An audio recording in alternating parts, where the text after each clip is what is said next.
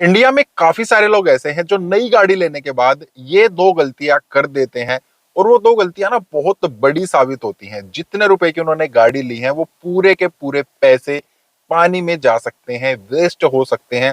जो वो गाड़ी ली है कल को उसमें अगर कुछ हो गया तो हो सकता है आपको उसका एक भी पैसा ना मिले, हो सकता है आपको उसकी कोई भी वारंटी ना मिले। और ये दिन पर दिन ये चीजें ना बढ़ती जा रही हैं।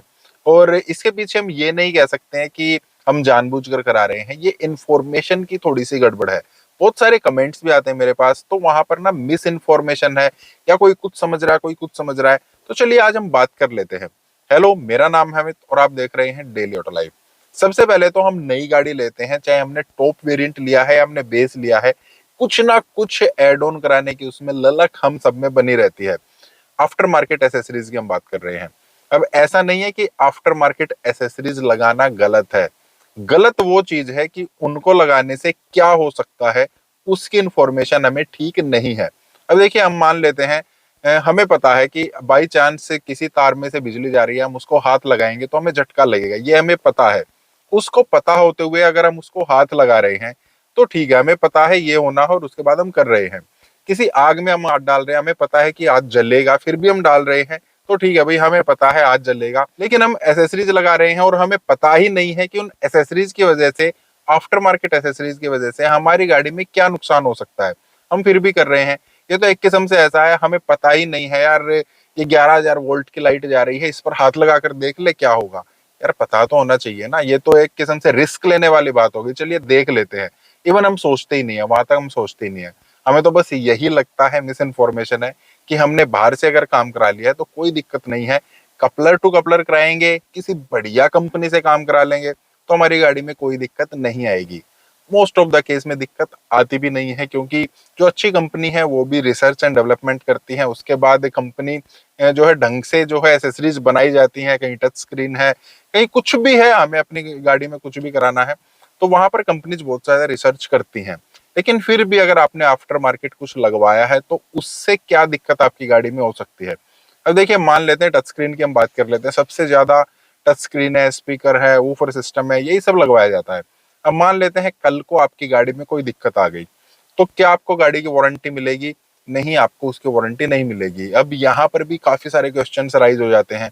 यार हमने अगर सिस्टम लगाया है, टच स्क्रीन लगाई है, इंजन में कोई प्रॉब्लम आ गई है, तो टच स्क्रीन की वजह से इंजन में तो प्रॉब्लम नहीं आ सकती है, तो वहां पर क्या हमें इंजन की वारंटी नहीं मिलेगी? यहाँ पर भी हाँ और ना दोनों ही चीजें आ जाएंगी, उसकी भी हम थोड़ी सी आगे बात करेंगे।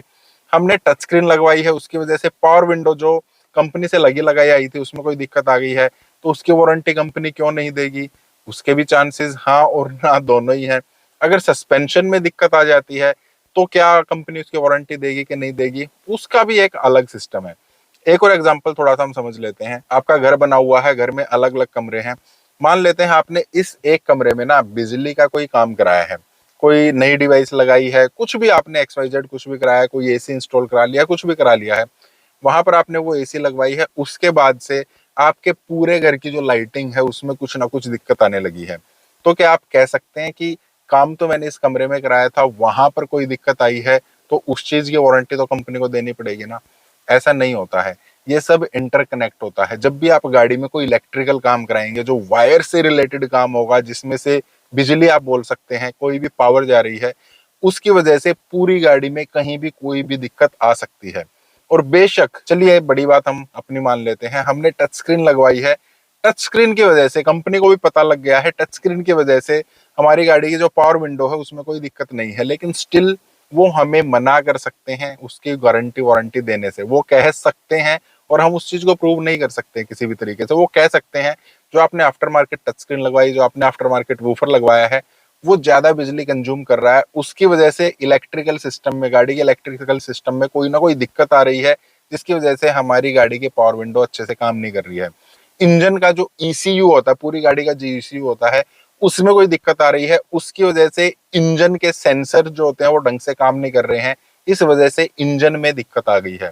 सस्पेंशन एक अलग सिस्टम है, उसको मना तो वो कर सकते हैं, लेकिन वहां पर आप थोड़ी बहुत बातचीत करेंगे तो वहां पर आपको उसकी गारंटी वारंटी मिल जाती है। लेकिन यहाँ पर एक चीज आपको और देखनी है कि किस केस में कंपनी मना करती है। देखिए, अगर आप डायरेक्ट कंपनी के पास जाएंगे, मतलब डायरेक्ट मारुति के पास जाएंगे, तो वो आपको मना कर देगी, उनकी स्ट्रिक्ट पॉलिसी होती है। लेकिन हम डायरेक्ट मारुति के पास तो जाते नहीं, हम जाते हैं कंपनी ओन्ड शोरूम में जाते हैं, सर्विस सेंटर में जाते हैं, जो वहां पर फ्रेंचाइजी आप एक किस्म से मान सकते हैं। आपका बात करने का जो तरीका होता है ना, वो डिसाइड करता है कि आपको वारंटी मिलेगी या नहीं मिलेगी। आप गए, आपने जाते ही बोल दिया देखो यार आपकी गाड़ी में क्या हो गया, मैंने तो टच स्क्रीन लगवाई थी, चलो हम ये भी नहीं बोलते मैंने टच स्क्रीन लगवाई थी, वो आकर बोलते हैं सर आपने टच स्क्रीन लगवा रखी, इसकी वजह से हो सकता है दिक्कत है। तो आप बोल दो यार टच स्क्रीन की वजह से कैसे हो सकता है, मैंने तो कंपनी की लगवा रखी है, इतनी बढ़िया कपलर टू कपलर है, मैं इसको हटा दूंगा, तुम्हारी गाड़ी खराब है, तुम करने की वजह से ये कर रहे हो वो कर रहे हो, आप चिल्ला रहे हैं, आप उनके ऊपर चढ़ रहे हैं, हावी हो रहे हैं। तो उस केस में वो कंपनी को रिपोर्ट बनाकर भेज देंगे इनकी गाड़ी में बाहर से काम हुआ, और एक बार अगर रिपोर्ट बनकर कंपनी के पास चली गई तो आप नहीं ले सकते वारंटी, किसी भी केस में नहीं ले सकते। इस केस में आपको हमेशा प्यार से ही बात करनी, किसी भी केस में आपको हमेशा प्यार से ही बात करनी है, प्यार से जो है चीजें बन जाती हैं। तो मोस्ट ऑफ द केस में एसेसरीज से प्रॉब्लम नहीं आती है, बाई चांस आ जाती है तो आप आराम से बात कीजिए, वो आपको बता देते हैं ये चीजें हैं, और वो उसको मोस्ट ऑफ द केस में ठीक भी कर देते हैं। लेकिन अगर बात बिगड़ गई तो फिर आपको वारंटी नहीं मिलेगी, कपलर टू कपलर है चाहे कुछ भी है। दूसरा आ जाता है फिर सर्विस को लेकर। इस चीज को लेकर बहुत सारे लोग सोचते हैं यार 3 सर्विस फ्री है, लेकिन वहां पर ना टाइम फ्रेम होता है, इतने 1000 किलोमीटर से पहले आपको वो सर्विस करानी है, या इतने 1000 किलोमीटर पर सर्विस करानी है, या इतने टाइम पर करानी है। 5-7 दिन ऊपर नीचे हो सकते हैं। मोस्ट ऑफ द केस में फिर से सर्विस सेंटर वाले ज्यादा इस चीज को तवज्जो नहीं देते हैं, चलो गाड़ी जब आ गई तब हम उसकी फ्री सर्विस कर देते हैं, टाइम से थोड़ा पहले आ गई, टाइम से थोड़ा लेट आ गई है, पहले वाले को तो खैर वो कुछ नहीं कहते हैं, लेकिन अगर लेट आ रही है 3 महीने 4 महीने 5 महीने 6 महीने लेट आपने कर दी है सर्विस, तो सर्विस सेंटर वाले थोड़ा सा टाइम पहले करके थोड़े से किलोमीटर कम दिखा के आपको पता भी नहीं लगने देते हैं, और वो उसकी सर्विस कर देते हैं ताकि वो कंपनी के रिकॉर्ड में टाइमली सर्विस इस गाड़ी की हो रही है वो होता रहे। एक्चुअल में क्या होता है, अगर आपने अपनी गाड़ी की सर्विस 7 दिन या 1000 किलोमीटर, 7 दिन 10 दिन, हर कंपनी का अलग अलग सिस्टम होता है, किसी कंपनी का 500 किलोमीटर, किसी कंपनी का 700 किलोमीटर, मान लेते हैं किसी कंपनी ने बोला है 10,000 किलोमीटर या 1 साल जो भी पहले हो जाए आपको अपनी गाड़ी की सर्विस करानी है। अब आपको 1 महीना लेट हो चुका है, आपकी गाड़ी 10,000 के बजाय 12,000 किलोमीटर चल चुकी है। अकॉर्डिंग टू कंपनी का जो रूल होता है उसके अकॉर्डिंग आपकी गाड़ी अब वारंटी से आउट हो गई है एक किस्म से। क्यों? क्योंकि आपने टाइम से, जो कंपनी ने टाइमलाइन बोली है कि अगर आप इसको इस टाइम पर कंपनी के पास सर्विस कराते रहेंगे तो ही आपकी गाड़ी ठीक रहेगी, तो ही उसकी सर्विस रहेगी। अगर आप इससे डिले करते हैं तो इसके पार्ट्स खराब हो सकते हैं, इसकी वारंटी आपकी आउट हो जाएगी। मोस्ट ऑफ द केस में हमें नहीं पता होता ना, आप कमेंट करके बताइए, मोस्ट ऑफ द केस में नहीं पता होता ज्यादातर लोगों को। लेकिन वहां पर जो शोरूम वाले, जो सर्विस सेंटर वाले बैठे होते हैं, वो टाइम फ्रेम वगैरह थोड़ा सा कम कर देते हैं ताकि कस्टमर को यार कोई दिक्कत ना हो। लेकिन फिर से वही बात आ गई है, कल को अगर हमारी गाड़ी में कोई प्रॉब्लम आ गई है, हम जा रहे हैं सर्विस सेंटर के पास, उनको बोल रहे हैं, फिर से उनसे मतलब झगड़ने के लहजे में चल रहे हैं, तो वो आपको सिंपल बोलेंगे सर आपकी तो जो सर्विस है ना वो ही लेट हो गई है, आपने टाइम से सर्विस ही नहीं कराई है, तो उस वजह से आपकी गाड़ी जो है वो खराब हो गई है। टाइम से आप लेकर आते, उस टाइम पर तेल चेंज कराते, हम पैसे बचाने के लिए लेट करते रहते हैं, और वो पता लगता है गाड़ी वारंटी से आउट हो गई है, अब इसका कुछ भी नहीं हो सकता है।